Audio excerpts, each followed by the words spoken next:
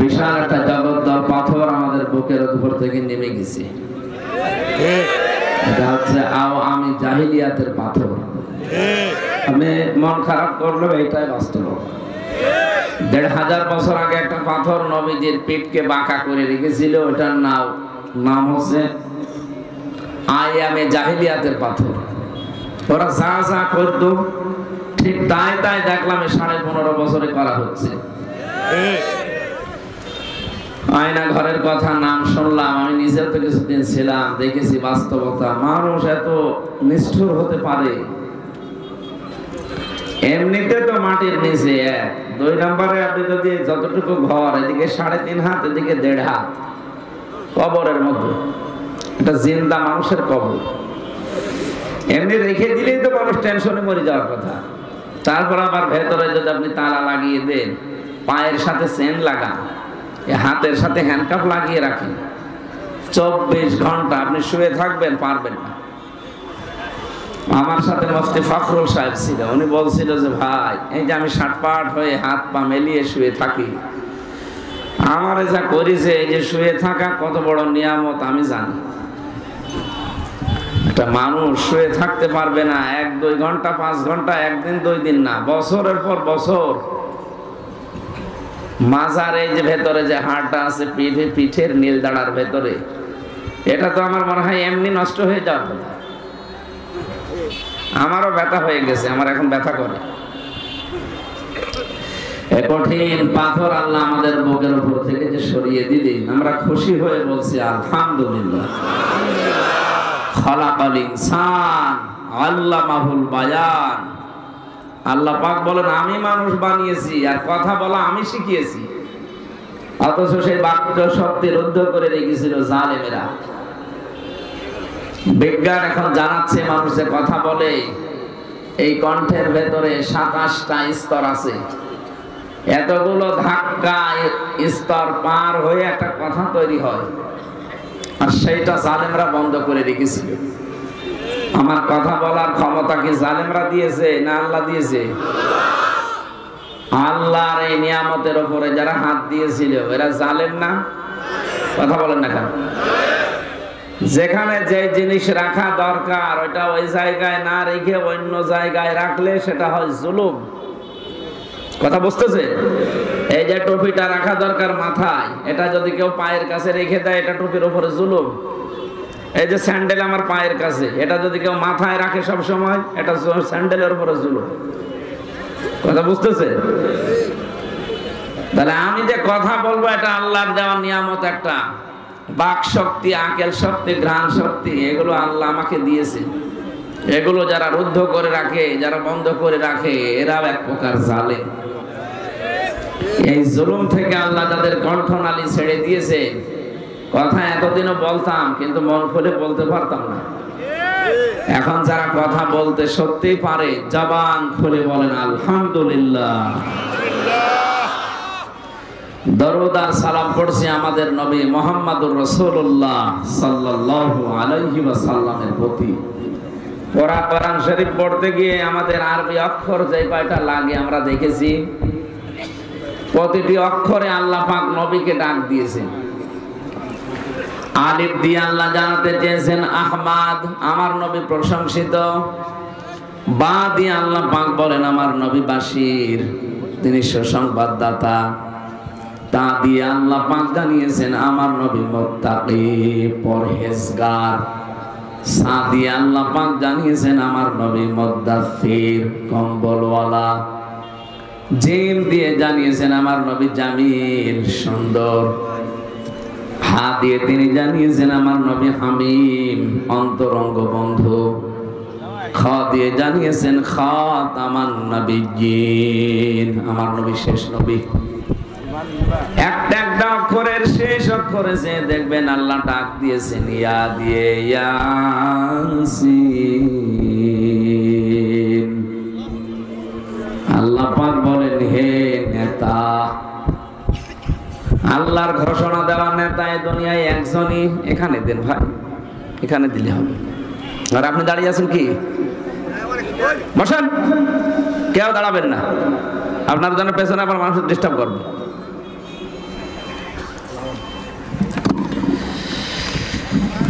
যে কথা বলছিলাম, প্রতিটি অক্ষরে আমাদের নবীকে আল্লাহ এত উপরে তুলেছেন। ইয়াসিন শব্দটা আমরা অনেকে পড়ি, মনে করি ইয়াসিন কোরআন সূরা পড়লে 10 খতম কোরআন শরীফ পড়া সওয়াব হয়। হ্যাঁ হয়। এর ভিতরে 86টা আয়াত আছে। প্রতিটি আয়াতে আল্লাহ কম বেশি আমাদেরকে কিছু না কিছু শিক্ষা দিতে চেয়েছেন। এগুলো যদি আমাদের প্র্যাকটিক্যাল লাইফে থাকে তাহলে আপনি ইয়াসিন পড়লে 10 খতম না আরো বেশি সওয়াব পাবেন।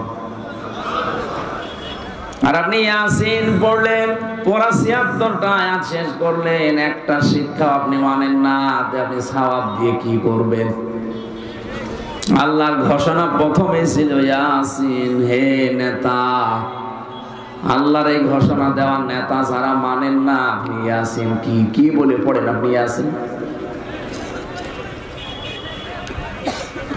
একজন বসে বসে তেলাওয়াত করছে ঘরের বারান্দায়, ওয়ালা ইয়াহুব্বু আলা তুআমিল মিসকিন। যে মিসকিনদেরকে খাবার দেয় না, খাবার দিতে উৎসাহ দেয় না, তারা কিয়ামতে বিশ্বাস করে না। হঠাৎ একজন মিসকিন এসে বলছে, আমি কয়েকদিনের অসুস্থ, না খাওয়া, দয়া করে আমারে কিছু খাবার দেন। আপনি যদি এখন বলেন, বেটা আমি কোরআন শরীফ পড়ছি, আমারে ডিস্টার্ব করলে, আপনি পড়ছেন কি? হ্যাঁ, আপনি পড়ছিলেন কি? যেটা পড়ছিলেন সেটাই তো সামনে এসে দাঁড়িয়েছে। এই পড়া বিষয় যদি বাস্তবে রূপ দিতে চান, সামর্থ্য থাকলে ওই লোকটাকে কিছু না কিছু খাবার দেওয়া লাগবে, তাহলে আপনার পড়ার হক আদায় হবে। কথা বলেন ঠিক কিনা? আপনি ইয়াসিন পড়ে 10 খতম কোরআন শরীফ পড়ার সওয়াব নিতে চান, অথচ ইয়াসিন আপনি মানেন না। আপনি সওয়াব কি করবেন বলেন তো? আপনি বলেন আমি সওয়াব দিয়ে জান্নাতে যাব, তো জান্নাতে যাওয়া পর্যন্ত আপনার সওয়াব থাকবে।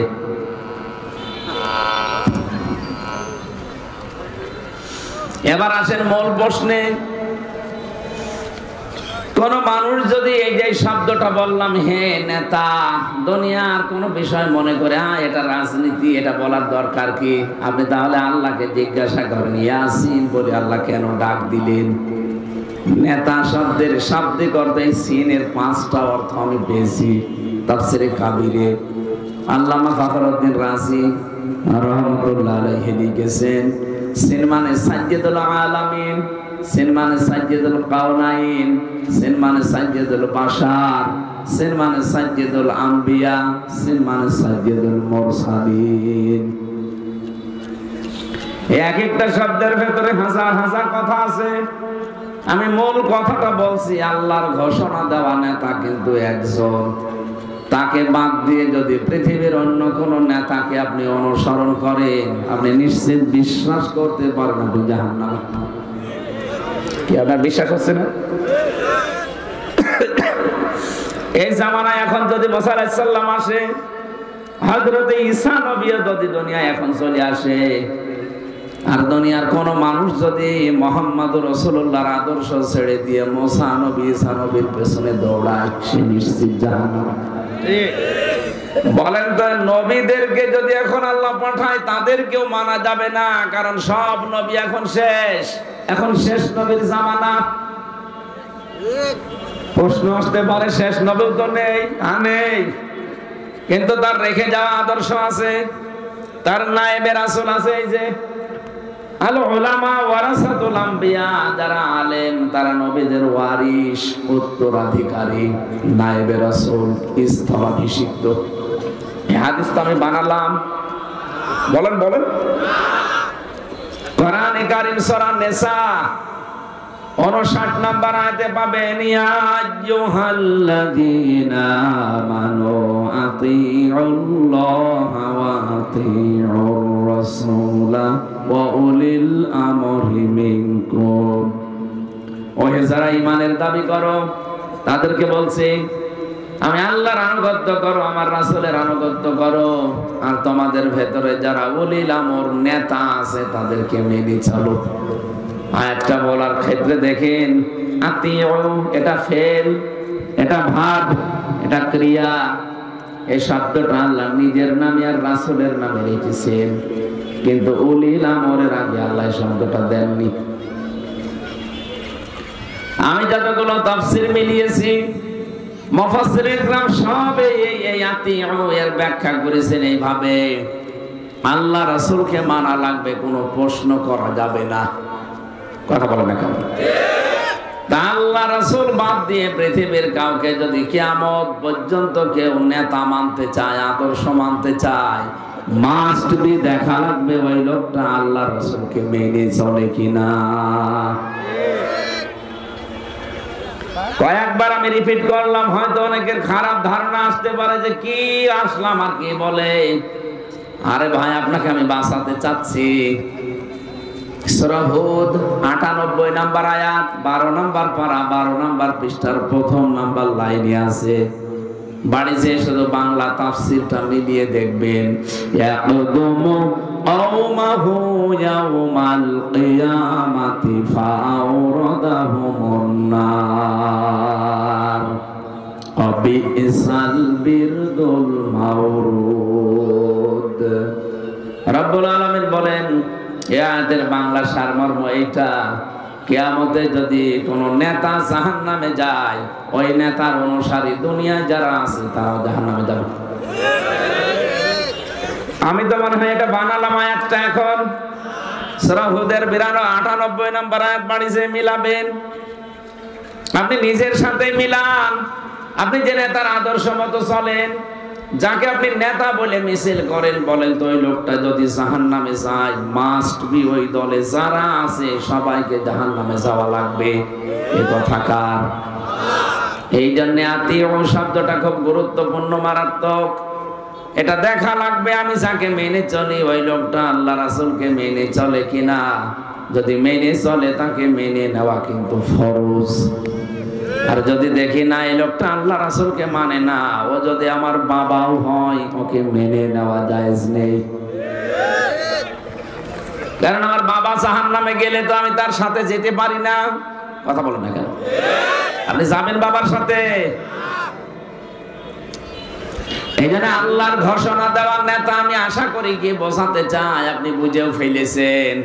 আল্লাহ রাসূলকে মেনে চললে সে আত্মীয়, না হলেও সে আমার নেতা। আল্লাহ রাসূলকে মেনে চলে না, সে আমার বাবা, ওকে আমি মানি না।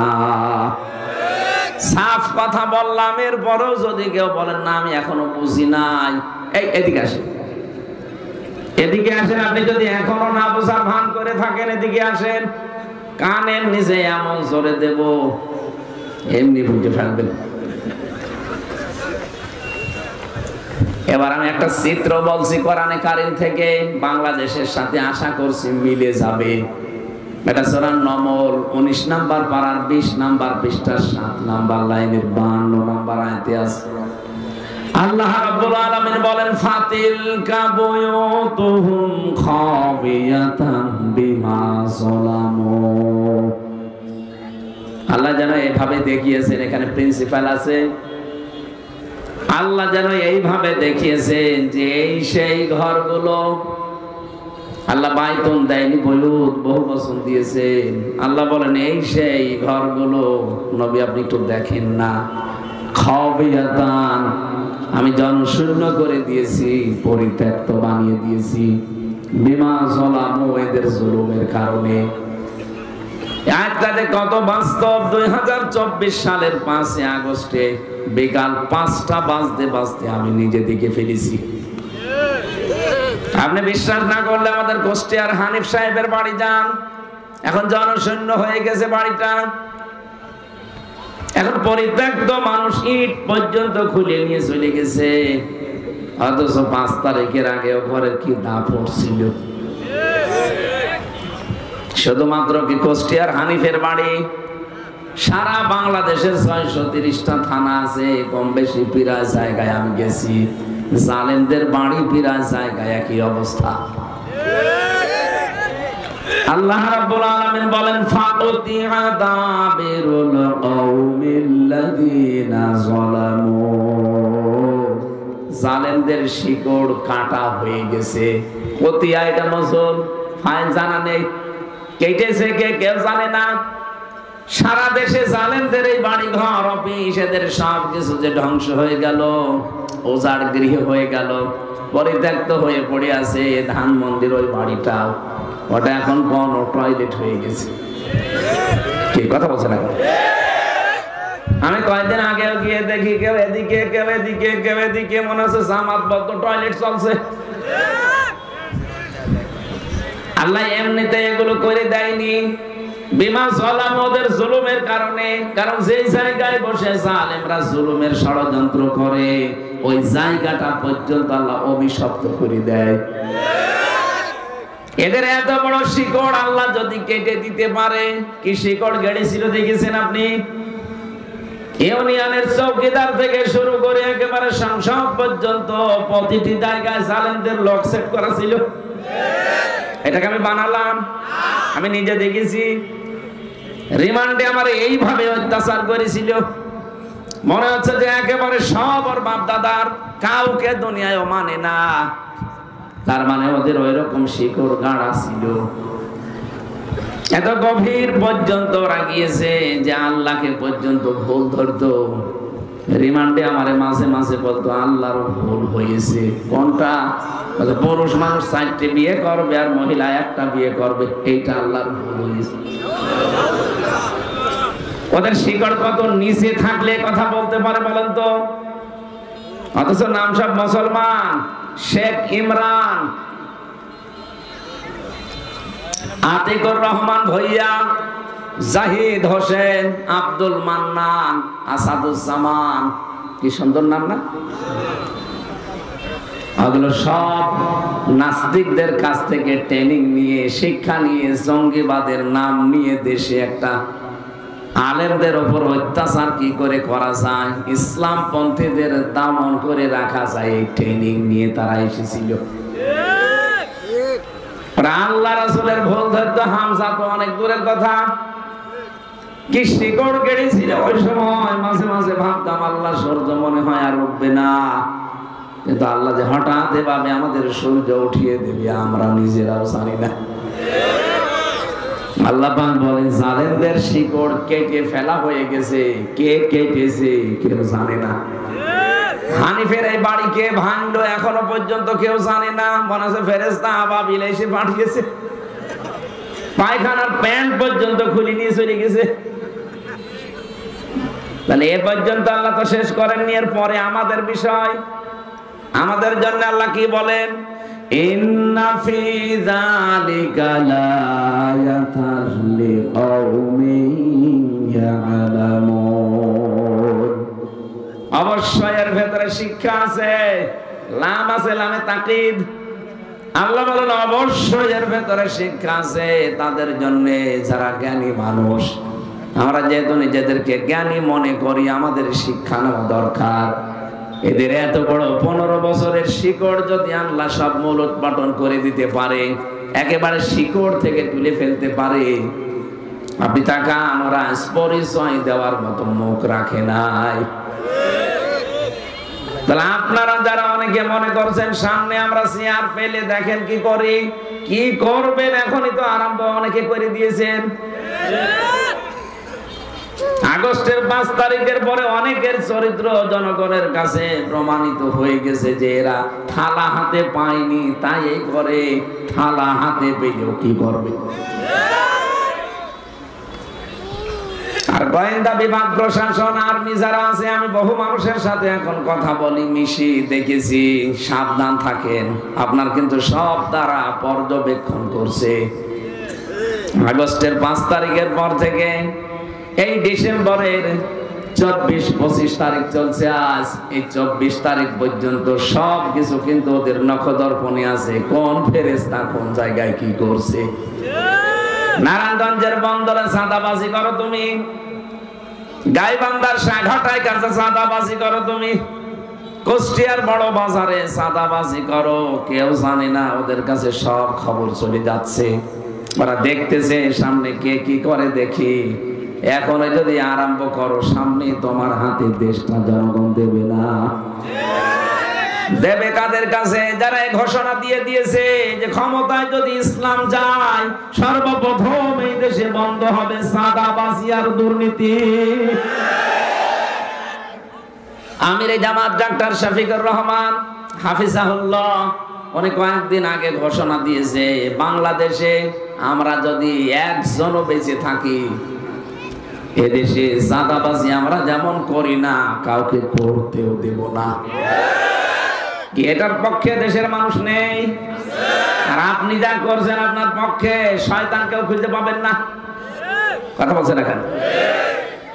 এজন্য মোড় কিন্তু ঘুরতেছে, আপনারা চরিত্র পাল্টান। জালেমদের এত বড় শিকড় আল্লাহ যদি কেটে দিতে পারে আপনি কোন মহারথী? উনি ভাবতেছেন আমি উঠি দাঁড়ান কি করে, কি করবেন? যদি সত্যি আপনার এরকম মন মানসিকতা থাকে যে আমি ওদের মতো মেরে কেটে খাবো, 5 বছর পরে আপনার বাড়িও শ্মশান হয়ে যাবে। এই শিক্ষা আমরা এখন থেকে নেওয়া শুরু করি, নয়তো অনেক দেরি হয়ে যাচ্ছে। মাত্র 15 জন মানুষ 100 জনের মাত্র 15 জন চাইতো এদেশে কোরআন কায়েম হোক। আগস্টের 5 তারিখের আগের রিপোর্ট, মাত্র 100 জনের 15 জন মানুষ বলতো যে ইসলামের দেশে কায়েম হোক। কিন্তু এখন এই 3 মাস 4 মাসের ব্যবধানে রিপোর্ট বের হচ্ছে দেশে এখন 100 জনের 58 জন মানুষ চাচ্ছে দেশে কোরআনের আইন জারি হোক। এটা এমনি হয়নি। কিছু মানুষের ত্যাগ তিতিক্ষা, কিছু মানুষের আত্মত্যাগ, জীবন দান করা, তাদের যে অ্যাক্টিভিটিস, তাদের যে ইখলাস। আল্লাহ মুসা নবীকে যেভাবে জমিনের শাসন ক্ষমতা দিয়েছিলেন, অথচ ওই জামানায় ফেরাউন মুসা নবীকে কোন ঠাসা করে রেখেছিল। এই 54 বছরে আমরাও যেটা দেখলাম, এই দেশে কত দল আছে, জালেমরা একটা দলকে কিন্তু কোন ঠাসা করে রেখেছিল। এই কথা বলছেন না কেন? আল্লাহ রাব্বুল আলামিন বলেন রাগ না করে কোরআনের আয়াতগুলো তার মিথ্যা না বাড়িছে মিলান। সূরা কসস 5 নাম্বার আয়াত 20 নাম্বার পারার 4 নাম্বার পৃষ্ঠা 14 নাম্বার লাইনে আছে, দেশে কোন তাফসিরে পাবেন। অনুরিদু আন্নামুন্না আলাল্লাযীনা ইসতাদঈফু ফিল আরদি ওয়া নাজআলাহুম আইম্মাতাও ওয়া নাজআলাহুমুল ওয়ারিসিন। আল্লাহ পাক বলেন আমি আল্লাহ ইচ্ছা করলাম। ইচ্ছা করছেন কে? এই জোরে জবাব দেন কে? উনি যদি কোনো ইচ্ছা করে ওটা বাস্তবায়ন হতে 41 সাল লাগবে? ফাআলুল লিমা ইউরিদ, যা ইচ্ছা তাই করেন। ইন্নামা আমরুহু ইযা আরাদা শাইআন আইয়াকুলা লাহু কুন ফায়াকুন। আল্লাহ বলেন আমি কোন কাজের যদি ইচ্ছা করি শুধু কোন বলি সঙ্গে সঙ্গে ফায়াকুন হয়ে যায়। এই বিশ্বাস আল্লাহর ক্ষমতার উপরে আমাদের আছে না নেই? বলেন বলেন। উনি শুধু ইচ্ছা করবে, টার্গেট দেওয়া লাগবে না যে 41 সাল 71 সাল না, শুধু কোন বলবে ফায়াকুন হয়ে যাবে। নাকি উনি দুর্বল হয়ে গেছে? বলেন। উনি বলেন আমি ইচ্ছা করলাম নুরিদু আন্না মুন্না, আমি একটু অনুগ্রহ করব, দয়া দেখাবো আলাল্লাযীনা ইসতাদঈফু ফিল আরদি, তাদের উপরে যাদেরকে এই জমিনে দুর্বল করে রাখা হয়েছিল, অপদস্থ অপমান জুলুম নির্যাতন কোন ঠাসা করে রেখেছিল ফিরাউন। আমি চাইলাম, আমি ইচ্ছা করলাম ওই দলকে জমিনের ইমাম বানিয়ে দেই। আমি আল্লাহ চাইলাম তাদেরকে জমিনের মানুষের জন্য ইমাম বানাবো, নেতা বানিয়ে দেব। তাদেরকে আমি জমিনের শাসন ক্ষমতা উত্তরাধিকারী বানাবো। অনুমাক্কিনা লাহুম ফিল আরদি, জমিনের শাসন ক্ষমতা তাদেরকে আমি আল্লাহ দিয়ে দিলাম। অনিরিয়া ফিরআউনা ওয়া হামানা ওয়া জুনুদাহুমা মিনহুম মা কানু ইয়াহযারুন। আমি আল্লাহ দেখাতে চেয়েছি ফেরাউনকে, হামানকে আর তাদের সৈন্য বাহিনীকে, তারা যাদের সবচেয়ে বেশি ভয় পেত তাদেরকে ক্ষমতা দিয়ে আমি তাদের দেখালাম। ওই জামানায় ফেরাউন হামান তাদের লোকজন ভয় পেত সবচাইতে বেশি মুসা নবীর দলকে। কথা বলেন ঠিক কিনা? আল্লাহ তাদের চোখের সামনে এটা দেখিয়েছেন। আমার তো এই আয়াত দুইটা পড়ার পরে 100% বিশ্বাস হচ্ছে এখন। এই ওঠেন, কোন কারণ আপনি? হ্যাঁ, এবার হাত ধরে জিজ্ঞাসা করেন তো কি কোন কারণ উঠতেছে? আপনাদের বলে দিল না ঘোষকে যে এখানে নামাজ হবে? শুধু প্রসাব পায়খানা বাদ দিয়ে যদি কেউ এমনি ভালো লাগছে না এই কথা মনে করে উঠে যান, আপনার কিন্তু সমস্যা হবে ইমানের। আমি কি আমার বাবার কথা একটাও বানিয়ে বলেছি? বলেন। আপনি যদি ভুল প্রমাণ করতে পারেন আলেমকে জিজ্ঞাসা করেন। যেটা বলছি এটা একেবারে পড়ে এসেছি, আর এইটাই হবে সামনে। মুসা নবীকে আল্লাহ যদি এই ঘোষণা দিতে পারেন, মুসা নবীর মতো যে মানুষগুলো এতদিনে জুলুম নির্যাতন অত্যাচার কোণঠাসা হয়েছিল তাদেরকেও আল্লাহ মনে হচ্ছে সামনে এটা দেবে। সেই পরিবেশ তৈরি হচ্ছে। নাই তো 15 থেকে একবারে 3.5 মাসে 58 জন, 100 জনের 58 জন কোন কারণে তৈরি হচ্ছে? এটা আমরা তৈরি করি না, আল্লাহ তৈরি করে দিচ্ছে। যে ব্যক্তি সেদিকে যেতে চায় তাকে আল্লাহ ওই দিকে যাওয়ার মতো ব্যবস্থা করে দেয়। জালেমরা চলে গেছে, এখন যদি কেউ নতুন করে জুলুম করার চেষ্টা করেন, এজন্য তো দেশের অনেকেই বলছে সাদাবাজ পাল্টিয়েছে শুধু নাম। আগে ছিল এক দল, এখন করছে আরেক দল। সাদাবাজ ঠিকই আছে, শুধু নাম পাল্টিয়েছে। মানুষকে কি পাগল পেয়েছেন আপনি? ওর মাথায় কি কিছু নেই? সব জানে, সব বোঝে। জায়গা মতো কিন্তু সময় মতো সব উলট পালট করে ফেলবে। এই জন্য সাবধান হবেন। আমি যে আয়াত দুইটা পড়লাম সূরা কসসের 5 আর 6, আমার মনে হচ্ছে আল্লাহ যেন সামনে এটা দেখাবে। কারণ আলেমদের ধারণা আল্লাহ ভুল করে না। আপনি তাকান, আলেমরা যা ধারণা করেছিল, কোরআনের পাখি আল্লামা দেলাওয়ার হোসেন সাইদি রহমতুল্লাহ আলাইহি উনি শুধু বলেছিলেন এই দেশে জালেমরা ইঁদুরের গর্ত পাবে না, আল্লাহ ঠিক মিলিয়ে দিয়েছে। উনি বলেছিলেন এই দেশ থেকে একটু নাড়া দেওয়া হবে, দিল্লি গিয়ে পড়বে, ঠিক তাই পড়েছে। কেন 29টা প্রদেশ আছে ওই দেশে, একটা প্রদেশে যে পড়লো না, একেবারে দিল্লি গিয়ে পড়িস। কথা একেবারে খাপের খাপ, মুমতাজের বাপ মিলে যাচ্ছে। উনি আর একটা স্বপ্নের কথা বলেছিলেন, এই দেশে জালেমদের নাকের ডগায় কালেমার পতাকা পথ পথ করে উড়বে। আল্লাহ মনে হচ্ছে ওই স্বপ্ন সামনে বাস্তবে রূপ দিতে যাচ্ছে। আল্লাহ যেন এটা দেখে মরার তৌফিক আমাদের দান, বলেন আমিন। আমি মুসা নবীর কথা বলছিলাম এই কারণে, ওই জামানায় সবচাইতে ভয়ঙ্কর জাতি ছিল মুসা নবীর বিরুদ্ধে যারা, এমনকি তার সাথে যারা ছিল তারাও ভয়ঙ্কর ছিল। এমন এমন প্রশ্ন করতো নবীকে যে আমরা আল্লাহকে দেখতে চাই। হযরত মুসা 12 জন নকিব নিয়ে গেলেন, 12 জন এলাকার 12 জন মন্ত্রী মনে করেন আমি দেখতে চাই। আল্লাহ সাফ জবাব দিলেন, লাং তারনি, আমাকে দেখা সম্ভব না। হযরত মুসা আলাইহিস সালামের সাথে যে 12 জন নকিব ছিল, আল্লাহ পাক এবার তাদেরকে বললেন, ওয়ালাকাদ আখাযাল্লাহু মিসাকা বানি ইসরাঈল, আমি অঙ্গীকার নিয়েছিলাম, আমি আল্লাহ ওয়াদা নিয়েছিলাম। বনি ইসরাঈলদের কাছ থেকে অঙ্গীকার নিয়েছেন কে? বলেন বলেন। তাদের কাছে, বনি ইসরাঈলদের কাছ থেকে। এখানে সরাসরি আল্লাহ যেহেতু অঙ্গীকার নিচ্ছে, ওয়াবাসনা মিনহুম ইসনাই আশারা নাকিবা, আমি তাদের ভেতরে 12 জন নকিব, দলপতি, সর্দার, লিডার, নেতা, মন্ত্রী যাই বলেন এদেরকে পাঠিয়েছিলাম। তাদেরকে বললাম, দেখো আমি আল্লাহর সাথে দেখা করা তোমাদের এই চোখে সম্ভব না, কারণ আমি আল্লাহর যে শক্তি পাওয়ার তোমাদের এই চোখে সেই শক্তি নেই। এটা দেখে সহ্য করার মতো কায়দা দুনিয়ায় কোনো চোখের নেই। এটা দেখা সম্ভব শুধু জান্নাতে। কোথায়? জান্নাতে ছাড়া চর্ম চোখে দুনিয়াতে কেউ আল্লাহকে দেখতে পারবে না। যে সমস্ত ভণ্ডর নামে পীর গুলো বলে আমার আল্লাহর সাথে দেখা হয়, কথা হয়, টাটকানির ভেজাল শয়তান। হযরতে মুসাকে ডাক দিয়ে বললেন, নকিবদেরকে শুনিয়ে দেন, আকাল আল্লাহু ইন্নী মাআকুম, আমি আল্লাহ তোমাদের সাথে আছি, কিন্তু আমার সাথে দেখা হবে না।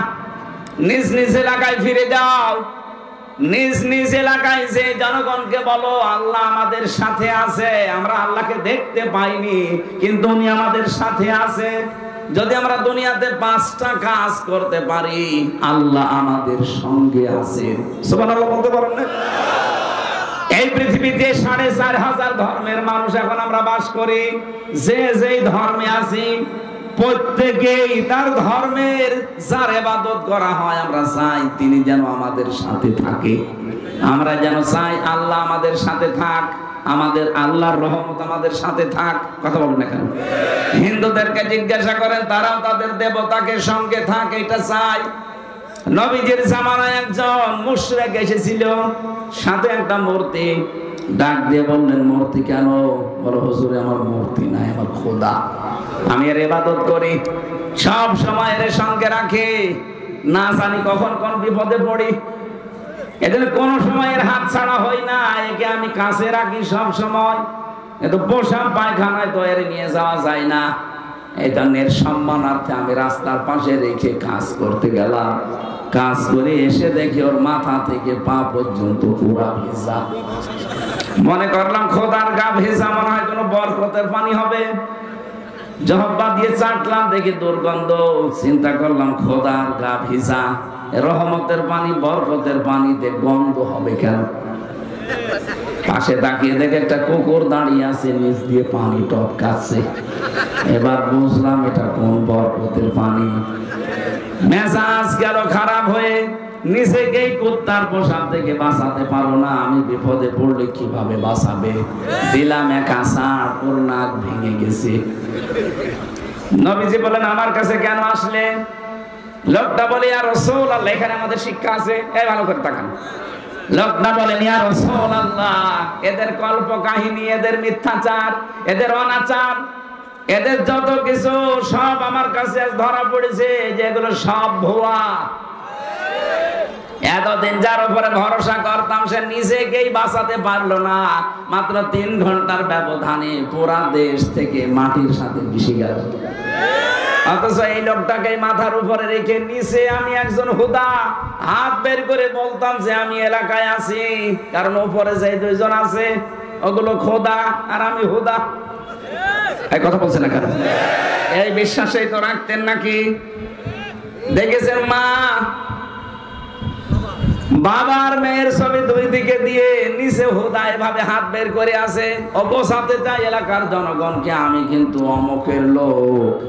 এই খোদা আমার মাথার উপরে থাকতে আমার কোনো ভয় নেই। ওই জামানায় ওই মুশরিকতাই করতো, ওনাই না বুঝে করতো। আপনি কোন বুঝে করেন? আপনি কোন বুঝে করেন বলেন তো? ওনা না বুঝে করেছে, আপনি কোন বুঝে করেন? ও তো বসার পরেই দেখেছে যে না, কুত্তার পোশাক থেকে বাঁচাতে পারে না, ও আমারে বাঁচাবে কি করে? এই দেশের জনগণ যখন 5 তারিখে বুঝেছে যেগুলো সব ভুয়া, সব মিথ্যা, সব চাপাবাজি, তখন আর 1 সেকেন্ডটা দেরি করে না, সব মাটির সাথে মিশিয়ে দিয়েছে।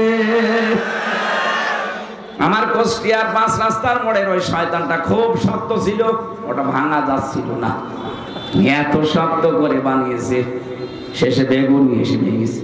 তারপরও জনগণ রাখে নাই। ওই জায়গায় আমার সামনে 14 জন মানুষ এক জায়গায় মারা গেছে।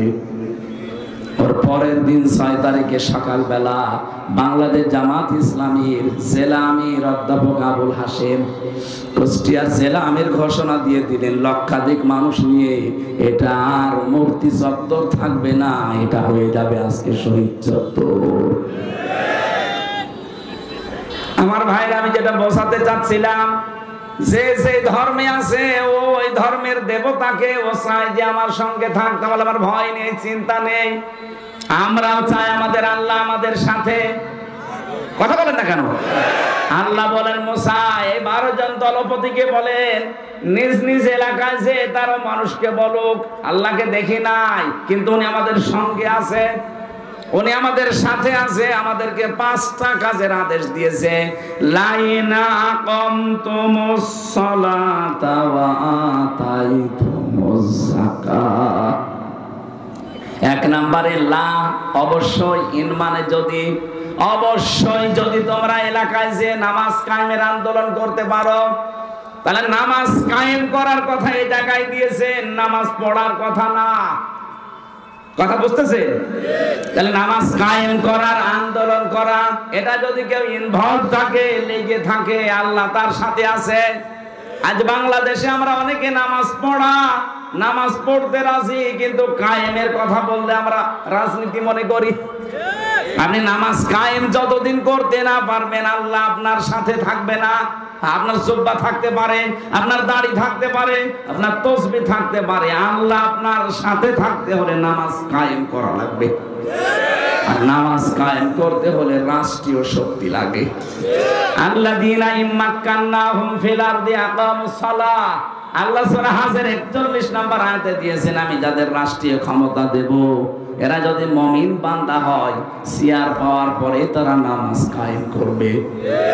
এটা হামজার কাজ না, এটা প্রিন্সিপালের কাজ না, এটা কাজ হচ্ছে রাষ্ট্রের। ওখানে এমন এমন মানুষ পাঠাতে হবে যে মানুষগুলো সংসদে প্রবেশ করার সময় বুকে কোরআন নিয়ে ঢুকবে। অধ্যাপক জসিম সাহেবের মতো 300 এমপি এই দেশে হবে। যদি 151 জন এরকম মানুষ বুকে কোরআন নিয়ে ওখানে যেতে পারে, সর্বপ্রথম যেদিন সংসদ কায়েম হবে, ওই দিনই বিল আনবে যে আমরা নামাজ রাষ্ট্রীয়ভাবে চাই। এটা যদি কেউ রাজনীতি মনে করেন, আপনার খবর আছে, আপনাকে মিলিয়ে দেওয়া লাগবে যে কোন জায়গায় রাজনীতি। আল্লাহ তো এখানে ফাসাল্লি দেয়নি যে নামাজ পড়ো না, আকিমতুমুস সালাত, নামাজ কায়েম করো। আর একটা পাগলেও বসে যে নামাজ কায়েম একা একা হয় না, এটা ব্যক্তি, পরিবার, সমাজ এবং রাষ্ট্রে লাগে।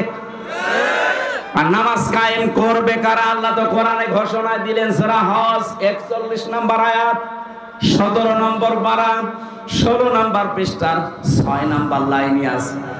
যত তাফসীর আছে বাংলাদেশে, বাংলা ভাষায় বলেন, আরবিতে বলেন, পড়ে। নামাজ কায়েমের দায়িত্ব হামজার না, নামাজ কায়েমের দায়িত্ব রাষ্ট্রের। ওই রাষ্ট্র গঠন করতে হলে হামজাকে লাগবে। এক কথা বলছেন না কেন? সুতরাং আমরা এই দেশের 18 কোটি মানুষ প্রত্যেকে এক একজন করে হামজা বলেন, প্রত্যেকে এক একজন করে হামজা।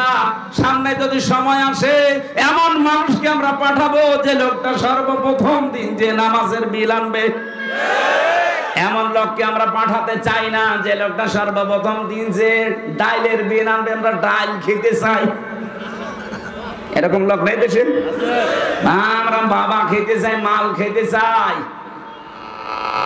আপনি বলেন আমার একটা ভোটে আর কি হয়? কি হয় মানে মাইয়াশফা শাফাআতান হাসানাতান ইয়াকুল্লাহু কিফলুম মিনহা ওয়া মাইয়াশফা শাফাআতান সাজ্জিয়াতান ইয়াকুল্লাহু নাসিবুম মিনহা।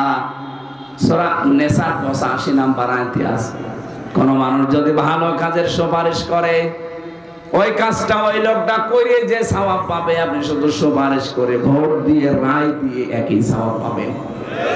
আপনার একটা ভোটের কারণে উনি যদি সত্যি এমপি হতে পারে, উনি যদি সত্যি সংসদে যেতে পারে, আর 151 জন জসিমউদ্দিনের মতো মানুষ যদি দাঁড়িয়ে বলে আমরা নামাজের বিল চাই, আজকে চাই, স্পিকার যদি বলে হ্যাঁ এটা চান কারা কারা, যদি 300-র ভেতরে 151 জন হাত তুলে ফেলে, ওই রায়টা কিন্তু বলবে জয়যুক্ত হয়েছে। পরের দিন আর নামাজের ওয়াজ করা লাগবে না, মানুষ এমনি আজান হলে মসজিদে যে নামাজ পড়বে। কথা বলেন ঠিক কিনা? আমি ভোট দিয়েছিলাম মাত্র একটা, কিন্তু 18 কোটি মানুষ নামাজ পড়লে যে সওয়াব পাওয়া যাবে, সব আমি একাই পেয়ে যাব। সুবহানাল্লাহ বলতে পারেন না? এটা দুনিয়ার কাজ হয় কি করে? এটা তো আমার আখিরাতের কাজ। বলে না এটা রাজনীতি, এটা ভোট ভাগ। ভোট ভাগ তাতে কি আছে? ভোট এই শব্দটা কোরআনে আছে, ইন্নাল্লাহা ইয়া'মুরুকুম আন তুআদ্দুল আমানাতি ইলা আহলিহা।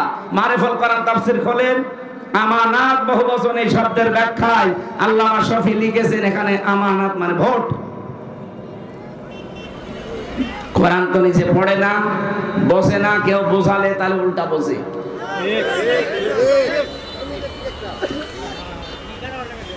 তাহলে আল্লাহকে সঙ্গে রাখতে হলে আপনাকে নামাজ কায়েমের আন্দোলন করা লাগবে। যারা করে তাদের সাথে থাকবেন, যদি না থাকতে পারেন বিরোধিতা করবেন না। তাহলে আল্লাহ আপনার সাথে নেই, আর আল্লাহর সঙ্গে না থাকলে সঙ্গে থাকবে কে? যিকিরির রহমান নুকাইয়িদ লাহু শাইতানান ফাহুয়া লাহু কারিন। সূরা যুখরুফ 25 নম্বর পারা 11 নম্বর পৃষ্ঠার প্রথম নম্বর লাইনে 36 নম্বর আয়াত। আল্লাহ বলেন, যারা আমি আল্লাহর বিধান থেকে জিকির থেকে মুখ ফিরিয়ে নেয়, ওর পেছনে একজন শয়তান আমি নিযুক্ত করে দেই। এজন্য আল্লাহকে আমার সঙ্গে রাখতে চাই না? চাই না? আরো জোরে বলেন। 2 নাম্বারটা বলি এবার, ওয়াতাইতুমুজ যাকাত, যাকাত দেওয়া লাগবে। অথচ যাকাত ভিত্তিক অর্থনীতি কি আমরা অনেকে জানি না। এখানে আমার মনে হয় শুধু কয়েকজন বাদ দিলে এই হাজার হাজার মানুষের 100 জনের 2 জন যাকাতের নিয়ম বলতে পারবে না। ইসলামী অর্থনীতি যেটা ইবাদত অনেকে আমরা জানি না, অথচ নামাজ পড়ি, রোজা রাখি, হজ করে আসি। ইসলামী অর্থনীতির ভেতরে যে নিয়ম নীতিগুলো আছে এটা যে জানা মানা ইবাদত, আমরা মনেও করছি না। ইসলামী অর্থনীতিতে মুশারাকা আছে, মুদারাবা আছে, মুরাবাহা আছে, বায়ে সালাম আছে, বায়ে ইস্তিসনা আছে, বায়ে মুআজ্জাল আছে, বায়ে ওয়াহিদা আছে, 28টা নিয়ম আছে। আপনি জিজ্ঞাসা করেন তো কোন মানুষটা এগুলো জানে, মেনে চলে? অথচ নবী নিজের জীবনে মুরাহাবা মুদারাবা তিনি নিজে পালন করে দেখিয়েছেন। মুদারাবার সিস্টেম হচ্ছে আমি শ্রম দেব, স্যার টাকা দেবে। নবীজি নিজের জীবনে শ্রম দিয়েছেন, আর খাদিজাতুল কুবরা অর্থ দিয়েছেন। এক কথা বলছেন না কেন? এইটাই তো ইসলামী ব্যাংক মেনে চলে। রাষ্ট্রীয়ভাবে ইসলাম কায়েম হওয়ার আগ পর্যন্ত এই দেশে কোনো ব্যাংক 100% সুদ থেকে মুক্ত হওয়া সম্ভব না, এটা আমি জানি। কিন্তু সোনালী, রূপালী, চৈতালি এদের চাইতে তো ভালো। কথা বলছে না কেন? ওরা সরাসরি হারাম কাজে লিপ্ত। এরা চেষ্টা চালাচ্ছে, পারছে না। এতদিন যাই গুছিয়ে এনেছিল এই এসালম, এই হারামখোর 80,000 কোটি টাকা মারি কাটি দিয়েছে। নিজে তো একটা ব্যাংক বানাতে পারো না, একজন বানিয়ে দিয়েছে। আর বাবার জিনিস মনে করে সব জবাই করা দরকার শয়তান। কত হাজার হাজার লক্ষ লক্ষ মানুষের কর্মসংস্থান হচ্ছিল, নিজে তো 1 টাকা উপায় করতে পারে না। মানুষের উপায় করা টাকাগুলো নিয়ে 1-2 টাকা না, 80,000 কোটি টাকা মারি কাটি করেছে। আর ওই দরবেশ, এত বড় বড় দাড়ি দরবেশ, ও 7টা ব্যাংক থেকে 36,000 কোটি টাকা মারি কাটি। প্রতি বছরে 42,000 কোটি টাকা পাচার হয় এই দেশ থেকে। প্রতি বছরে 15.5 বছরে হিসাব করে দেখে। আমি বানিয়ে বলছি না, সব পড়াশোনা করে দেখে দেখে বলছি। প্রতি বছরে যদি 42,000 কোটি টাকা করে পাচার হতো, 36,000 কোটি টাকা একজনই মারি কাটিং করলো। অথচ আমাদের পদ্মা সেতু বানাতে তাও 3 বারের বাজেট, একবারে বাজেট দিলে অত লাগতো না। প্রথমে মাত্র 12,000 টাকা না কত বাজেট দিয়েছিল, এরপরে আবার বাড়িয়েছে, এরপরে আবার বাড়িয়েছে, এরপরে আবার বাড়িয়েছে। এই মিলে সব মিলে হচ্ছে 32,000 কোটি টাকা খরচ ওইটা। আর এক লোক যদি 36,000 কোটি টাকা মারে, ওইরকম পদ্মা সেতু বানিয়ে আরো 4,000 কোটি টাকা থেকে দিত। কি করেছে আপনি দেখতে পাচ্ছেন না? আপনি হোসেন ভাই বলছিল না যে 2 জন মন্ত্রীর গ্যারান্টি দিয়েছে, মাওলানা মতিউর রহমান নিজামী, আলিয়া হাসান মোহাম্মদ মুজাহিদ রহমতুল্লাহ আলাইহি। 4 আনার দুর্নীতিও পায়নি অনুবীক্ষণ যন্ত্র দিয়ে। আল্লাহর ওলি খোঁজার জন্য আপনি সেই চলে যাচ্ছেন সিলেটে, আল্লাহর ওলি খোঁজার জন্য চলে যাচ্ছেন চট্টগ্রামে। এগুলো তো আল্লাহর ওলি অর্থনৈতিক ভাবে। কথা বলেন না কেন? এগুলো আল্লাহর ওলি না? কত সম্পদ কামাই করার জায়গা ছিল দেখেছেন? 4 আনা দুর্নীতি পাইনি। আপনি কি মনে করেন আল্লাহর ওলি মানে ওই যে গাছতলায় বসে হো হো করছে ওটা ওলি? ওটা তো বলি।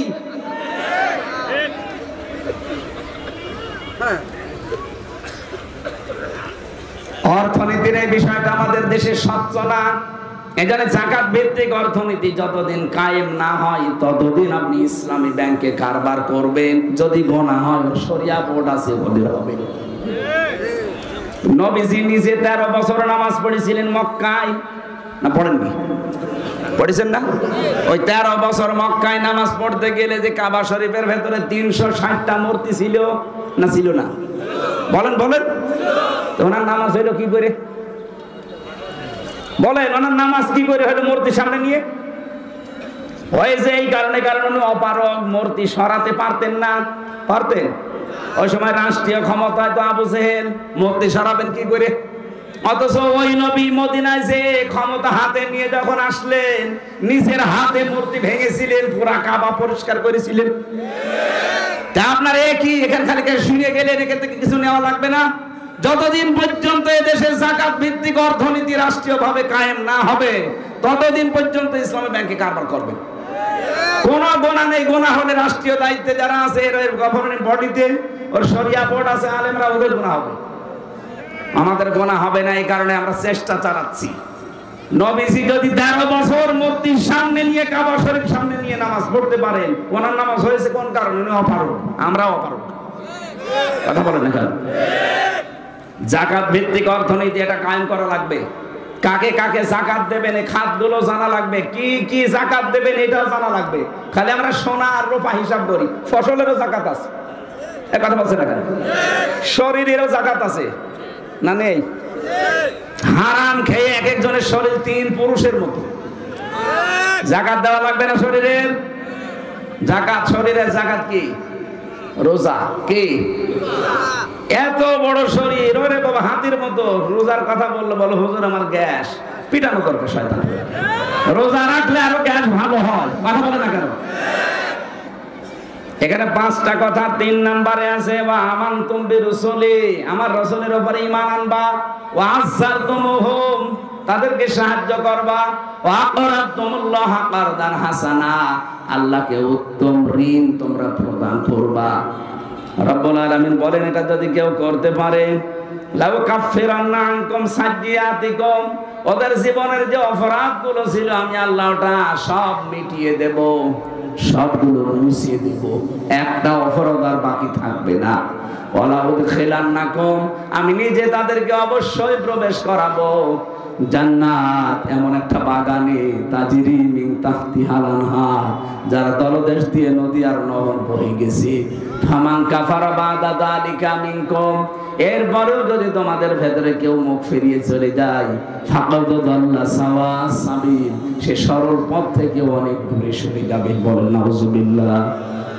আল্লাহকে সঙ্গে রাখার জন্য যে কাজগুলো বললাম খুব সংক্ষেপে, আমরা এখন থেকে যদি আরম্ভ না করি, সত্যি আল্লাহর রহমত আপনার সাথে থাকবে না। জেলখানার এই 3টা বছরের অভিজ্ঞতা আমার সবচাইতে বেশি এইটা। ওখানে 100 জনের প্রায় 70 জন মানুষ জেল খাটতেছে পারিবারিক জীবনের কারণে। স্বামী স্ত্রীর ভেতরে হয়তো তালাকের বিষয়, অথবা যৌতুকের কোনো কারণে, অথবা বউকে শাসন করতে গিয়ে মেরে ফেলেছে। এখন যে জল্লাদটা আছে ওর নাম ইলিয়াস, চট্টগ্রামে বাড়ি। এর আগে যেটা ছিল নরসিংদীর শাহজাহান জল্লাদ, ও তো মরে গেছে।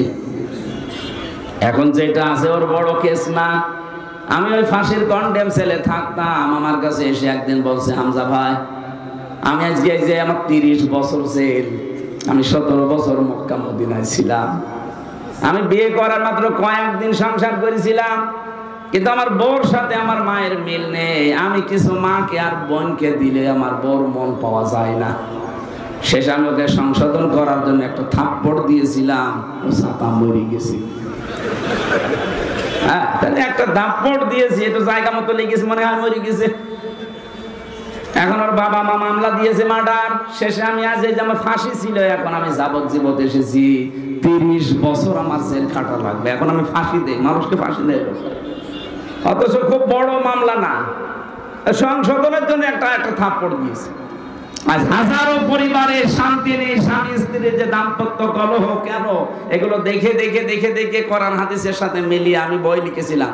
ওখানে তো লিখতে দেয় না, খালি টুকে টুকে রেখেছিলাম। পরবর্তীতে বাইরে এসে বইটা ছাপিয়েছি। পারিবারিক জীবনে স্বামী স্ত্রীর দাম্পত্য কলহ আমাদের অধিকাংশের ভেতরে এগুলো আছে।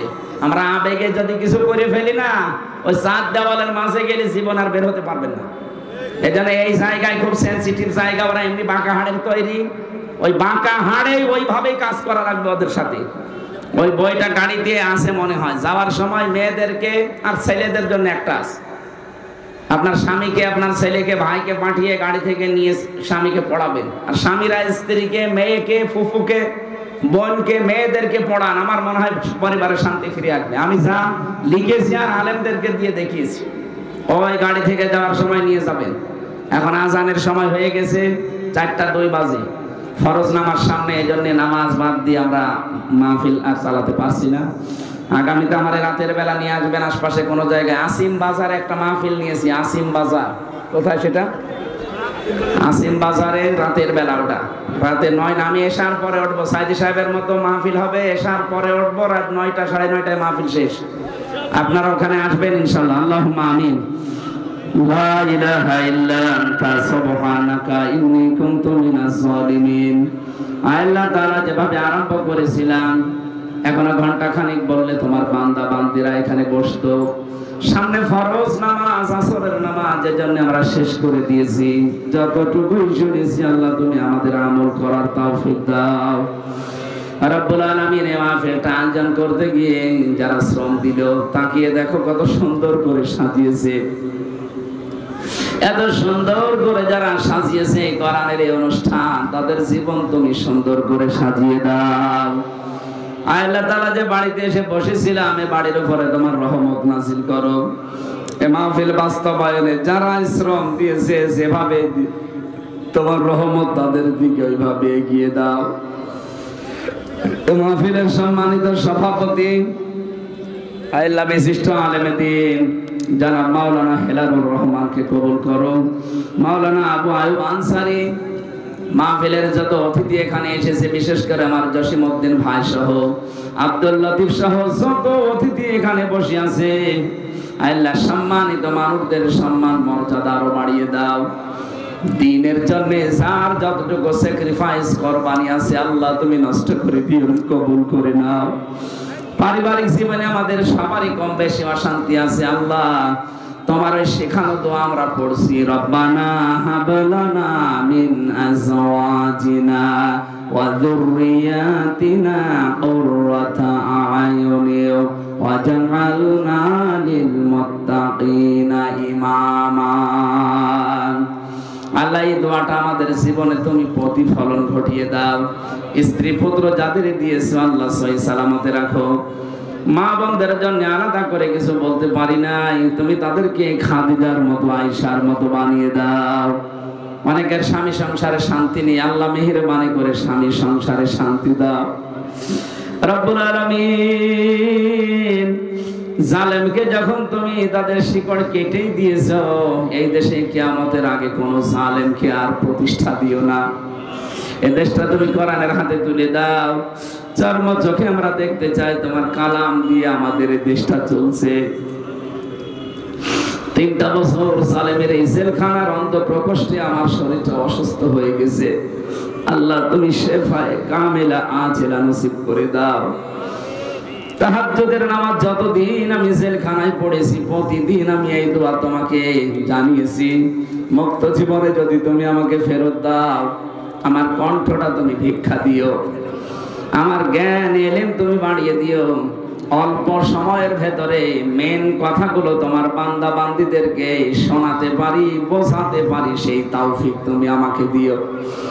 আমি মনে করি আমার দোয়া তুমি কবুল করে নিয়েছো। যতটুকুই বলেছি অল্প সময়ে তোমার বান্দা বান্দীদের মেনে চলার তৌফিক দাও। বারাকাল্লাহু লানা ওয়া লাকুম ফিল কোরআনিল আযীম। এলাকায় মাটির নিচে যারা ঘুমিয়ে আছে, একটা মানুষকেও তুমি আযাব দিও না, তুমি মাফ করে দাও। গত 19 সালে এখানে একবার এসেছিলাম, যে বাড়িতে এসে বসেছিলাম শুনলাম ও বাড়িওয়ালা মারা গেছে। আল্লাহ তুমি ওই মুরব্বী বান্দাকে মাফ করে দাও। আল্লাহুম্মা রাব্বিরহামহুমা কামা রাব্বায়ানি সাগীরা। আলহামদুলিল্লাহি রাব্বিল আলামিন। যখনই মরণ আসবে যেন পড়তে পারি লা ইলাহা ইল্লাল্লাহু মুহাম্মাদুর রাসূলুল্লাহ।